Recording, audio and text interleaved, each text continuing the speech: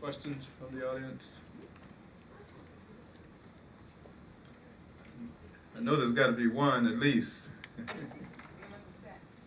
Give you a second.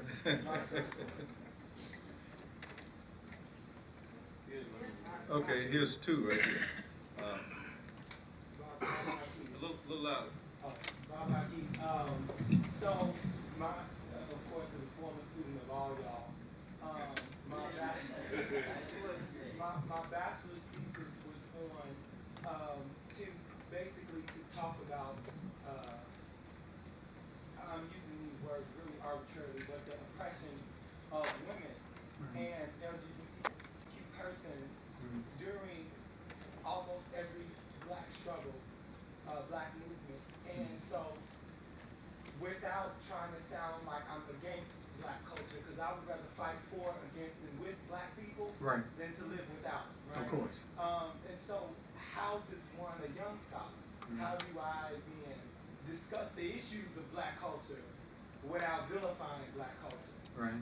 But not to mystify it and make it seem like, oh, we were a perfect people. Oh, but no. to critique it. Right. Well, I learned this from Audre Lorde, all right, who was one of the finest poets we ever produced in terms of our culture. And as you know, she was of that community. One of the problems that we've had, I grew up homophobic.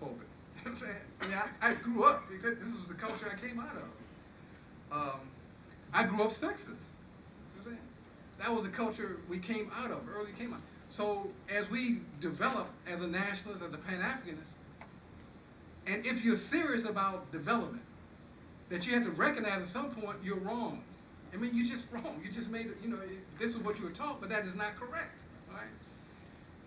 My mother taught me that, but even as she was working in the sex trade, my mother was brought into the sex trade by black ministers.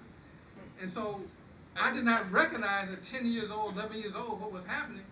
But as I grew into a man and finally had enough in me to write about it, I could see at one point the whole question of our community denying gays and lesbians and bisexuals and transgender people their humanity.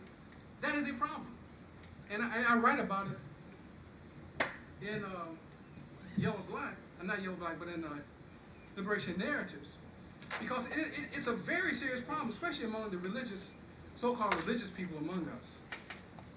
And I think that we have to be very clear about this. Here it is right here. I write in this poem. It's Liberation Narratives, and it goes one.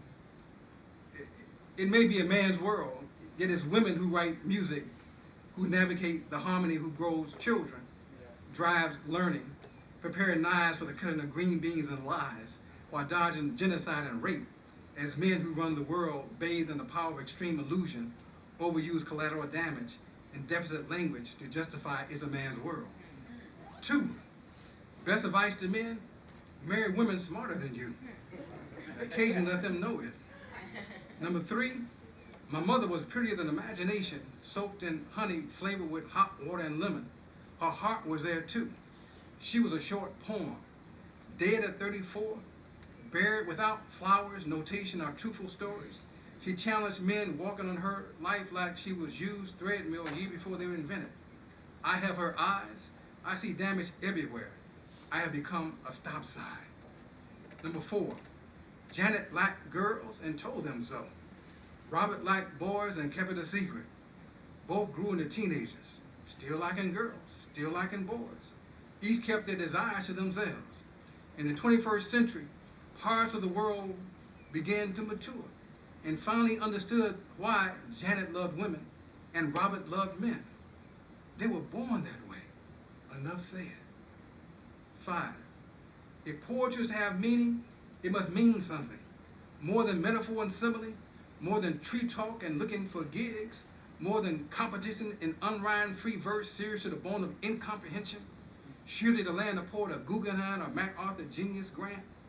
Artists should not expect from readers, listeners, and observers fairness, objectivity, or deep knowledge of wordplay, or interpreted ideas, or paint, or jumping notes. often a smile will do. And yes, to buy and share books, visual and music will help. Saying yes to children may get you into heaven. Saying no to war builds character and conscience.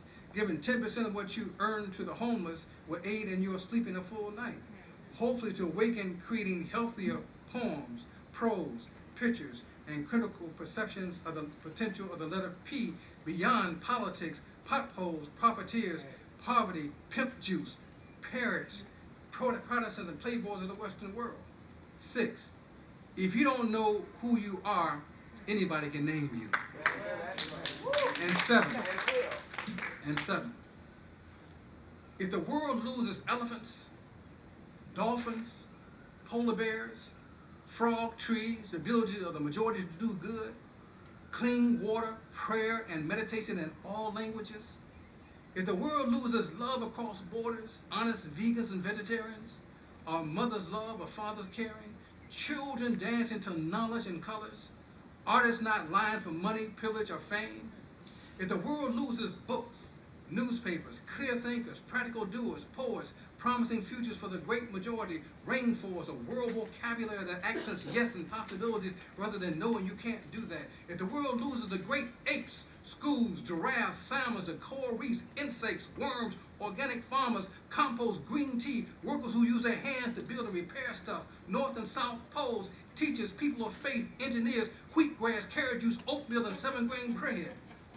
If the world loses you and water, yes, precious you, and the daily taste of life, it finally means that we lost butterflies yesterday and failed our children. Yeah. Yes, Jelani.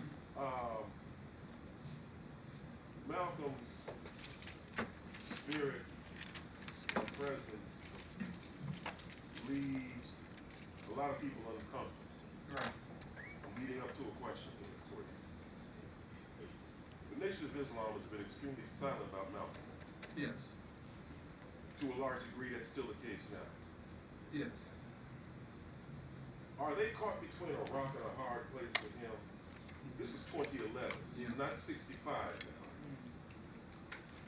There are, I've gingerly spoken to brothers in the nation now who are in their 30s, who were not around when Malcolm was alive. I mean, the old timers, many of them are gone, or they moved with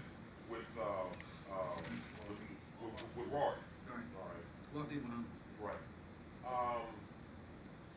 The brothers who are in their 30s and 40s in the nation now have a more liberal perspective about him rather than the hardcore position that the elders in the nation had before him. Like, yeah. But they're still not willing to cross the line. No. So what is your position on that? Wow, let me see. Okay. I am the person who helped bring the nation back. At that time, when Barbara Swain visited our headquarters, which was on Cottage Grove, we had the bookstore on one side and had the Institute of Education on the other side, where we had our school and we did our programming, Nation Studies program. In 1976 or 77, at Festac in Nigeria, I was the head of the African American compound. We took about 500 artists to Nigeria for Festac. I and Abner Joan Brown were head of the Midwestern zone. And when we got there, they chose me to be head of the compound. I got a call from Stevie Wonder, who was there, wanted to visit the African American compound and say, could he come down? So, of course, come on down, you know. In his entourage was Minister Farrakhan. Because the nation, the Honorable Elijah Muhammad had died, and the nation was actually at war with itself, within itself. Okay?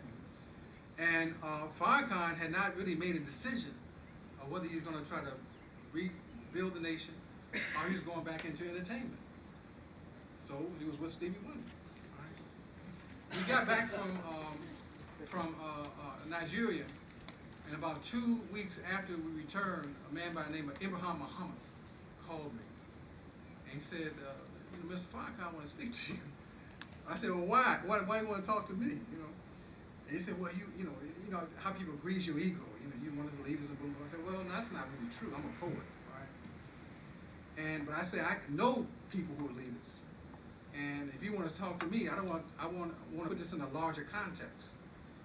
And so what happened, and understand that they're at war. I mean, this is serious on the streets, okay?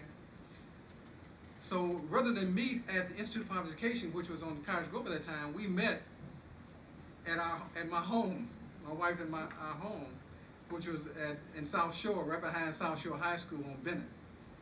We met in the basement. And Farrakhan came, and I invited Lou Palmer, I mean, all the main people during that time, Colonel Jerry, everybody, Wesley South, people from that in power at that time. And our first question to Malcolm was, not to Malcolm, but to Farrakhan was, what was your involvement in the assassination of Malcolm? And he was very clear. He said, I helped create the climate.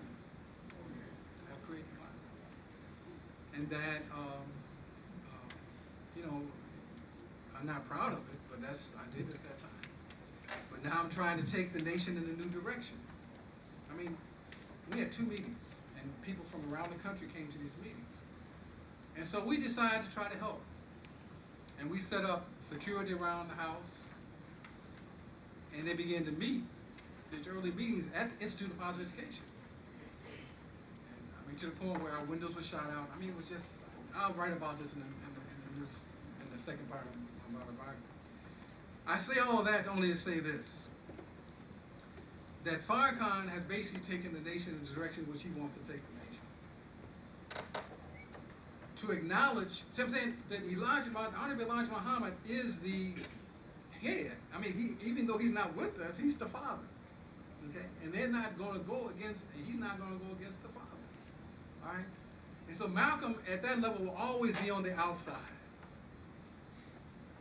I am the person who set up the meeting between the Shabazz family and the Farrakhan family. When one of the daughters, I'm not going to mention her name, but one of the daughters was accused of trying to plan the assassination of Farrakhan, she was dealing with a renegade white boy, all right? This was in Minnesota. It hit the news, boom, all right? I called Betty. And we're very close now. I'm close to Betty and all the daughters. And I said, what's going on? She said, my daughter's in trouble. Went into the courthouse, and Betty sitting by herself, and I walked up to her, and of course she jumped up and hugged me, and we talked. Now, what came out of that was, I told her, Minister Farrakhan said he would do anything to help the family during this period. And I said, would you want me to set up a meeting between the 2 of you? And she said, I think I might need to do this now. So what happened, I'm taking too much time, I know. But anyway, what came out of that was the big meeting at the Apollo Theater, where Betty Shabazz and Minister Farrakhan met, and of course, helped to try to resolve some of the problems. There's a lot more to the story. But all I'm saying, at one point, there has been movement on both sides to try to reconcile, you see. Because history, we move on, all right? And so that's it. Thank you very much.